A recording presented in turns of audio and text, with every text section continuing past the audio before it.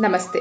ಹೆಣ್ಣಿನ ಮೊದಲ ಮುಟ್ಟು ಅಥವಾ ಮೊದಲ ಋತುಚಕ್ರದ ಆಚರಣೆ ಭಾರತೀಯ ಸಂಸ್ಕೃತಿಯಲ್ಲಿ ಒಂದು ಮಹತ್ವದ ಹಂತವಾಗಿದೆ.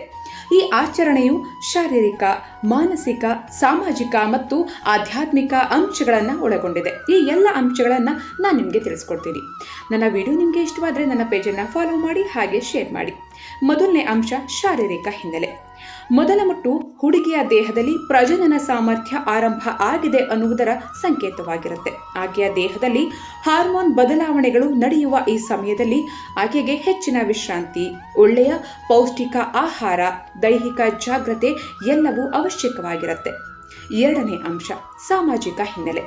ಹಿಂದಿನ ಕಾಲದಲ್ಲಿ ಈ ಆಚರಣೆಯ ಮೂಲಕ ಹುಡುಗಿಯ ದೇಹದಲ್ಲಿ ಆಗ್ತಾ ಇದ್ದಂತಹ ಬದಲಾವಣೆಗಳನ್ನ ಒಪ್ಕೊಳ್ಳೋದು, ಅವಳನ್ನು ಗೌರವಿಸೋದು, ಹಾಗೆ ನೀನೀಗ ಬಾಲ್ಯದಿಂದ ಯೌವನದ ಹಂತಕ್ಕೆ ಪ್ರವೇಶ ಪಡೆದಿದೆಯಾ ಅನ್ನೋದನ್ನ ಗುರುತಿಸುವುದು ಸಮಾಜದ ಜವಾಬ್ದಾರಿಯ ಒಂದು ಭಾಗವಾಗಿತ್ತು. ಇದು ಅವಳಿಗೆ ನೀನು ಈಗ ಹೊಸ ಹಂತಕ್ಕೆ ಬಂದಿದ್ದೀಯಾ, ನಾವೆಲ್ಲರೂ ನಿನ್ನ ಜೊತೆ ಇದ್ದೀವಿ ಅನ್ನುವ ಭರವಸೆಯ ಸಂಕೇತವೂ ಆಗಿತ್ತು.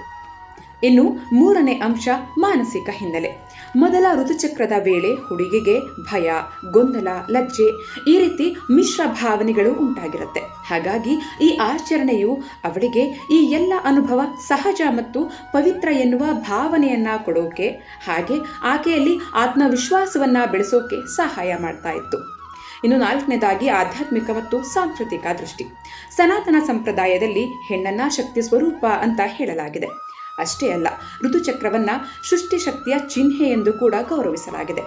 ಭೂಮಿ ಕೂಡ ಋತುಚಕ್ರದ ಹಾಗೆ ಫಲವತ್ತಾಗುತ್ತೆ ಎನ್ನುವ ಕಾರಣದಿಂದಾನೇ ಹೆಣ್ಣಿನ ಋತುಚಕ್ರವನ್ನ ಪ್ರಕೃತಿಯೊಂದಿಗೆ ಹೋಲಿಸಲಾಗಿದೆ. ಇನ್ನು ಕೊನೆಯದಾಗಿ ಇವತ್ತಿನ ದೃಷ್ಟಿಕೋನದಲ್ಲಿ ಹೇಳೋದಾದ್ರೆ, ಈ ಆಚರಣೆಯು ಹೆಣ್ಣನ್ನ ಒತ್ತಡಕ್ಕೆ ಒಳಪಡಿಸದ ಹಾಗೆ ಅವಳಿಗೆ ಆಯ್ಕೆ ಮತ್ತು ಗೌರವವನ್ನ ನೀಡಿ ನಡೆಸಬೇಕು ಅನ್ನುವ ಜಾಗೃತಿಯನ್ನ ಮೂಡಿಸುತ್ತೆ.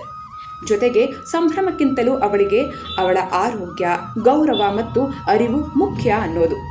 ಹೆಣ್ಣಿನ ಮೊದಲ ಋತುಚಕ್ರದ ಆಚರಣೆ ಏನಿದೆ ಅದು ದೇಹದ ಬದಲಾವಣೆಯನ್ನ ಗೌರವಿಸೋದು, ಹೆಣ್ಣಿನ ಶಕ್ತಿಯನ್ನ ಸ್ವೀಕರಿಸೋದು, ಅವಳನ್ನ ಭಯದಿಂದಲ್ಲ ಅರಿವಿನಿಂದ ಮುಂದಕ್ಕೆ ಕರೆದುಕೊಂಡು ಹೋಗೋದು.